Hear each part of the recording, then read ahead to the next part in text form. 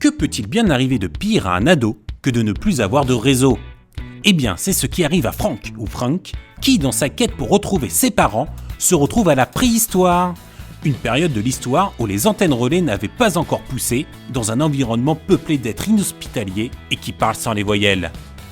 Cette aventure humoristique au style ultra dynamique fait partie de la sélection pour le prix de la meilleure BD jeunesse. Et c'est au soleil qu'à un mois du festival de la bande dessinée de Puteaux, nous avons rencontré Brice Cossu dans son atelier. Dessinateur d'une quinzaine de bandes dessinées dont Les Enquêtes du Mystérium, Brice Cossu se lance avec le scénariste Olivier Bocquet dans la création de Frank et retourne à ses premiers amours. Quand j'ai reçu le dossier d'Olivier, immédiatement à la lecture, c'était je dois le faire quoi. C'était vraiment, ça a été le coup de cœur immédiat. Avec Frank, on touche pour moi au dessin à quelque chose qui part de l'intime, c'est-à-dire ça part vraiment de quelque chose qui m'est personnel depuis très très longtemps, des univers que j'ai depuis l'enfance en fait. Parti à la recherche de ses origines, Frank se retrouve plongé dans les origines de l'humanité. La problématique qui va se poser avec Frank, c'est que c'est clairement un gamin de son temps, mais il va arriver à la préhistoire, on peut se dire nonchalamment, mais c'est bon, c'est un gamin d'aujourd'hui, il sait comment faire du feu, il sait un truc qui va... Ouais, mais est-ce qu'il en est capable sur le fait en y étant? Au début, on se sent un peu perdu, comme Frank, car on ne comprend pas tout de suite le langage des hommes et des femmes de la préhistoire. Il était question au début, Olivier, que Olivier mette un lexique à la fin pour expliquer ce que disent les trucs. Et en fait, c'est l'éditeur qui nous a dit non, il faut que le lecteur soit aussi perdu que Frank quand il arrive.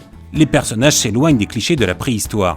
Alors c'est qu'à l'époque, les femmes et les hommes, il n'y avait pas de distinguo, les femmes avaient du poil aux jambes, voilà, je veux dire, ils avaient les couleurs, plein de couleurs de peau et on s'en fichait, peu importe les origines, de toute façon tout le monde venait un petit peu partout, c'était le monde quoi, voilà. Et ça, oui, non, c'est un aspect très important, on veut montrer aussi que c'est un tout. Avec Frank, Brice et Olivier ont créé un nouvel univers et leur complicité se retrouve dans la multitude de détails présents dans chaque case. Ce qu'on a mis en éléments, tout du moins dans le premier tome, vont trouver des explications par la suite sur le premier cycle, mais du coup, il y a plein de petits éléments qui vont s'imbriquer, qui vont peut-être partir sur des fils d'histoire, etc.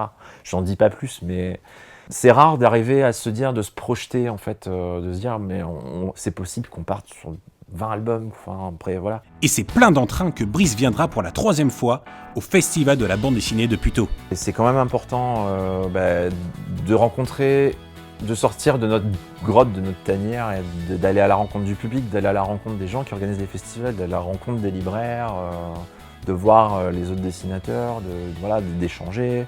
Et c'est vrai que plutôt, j'y retourne pour la 3e fois, au-delà de la nomination, où je suis très touché, mais c'est un super festival, très dynamique, et où je sais que, en tout cas, toujours plaisir à revenir.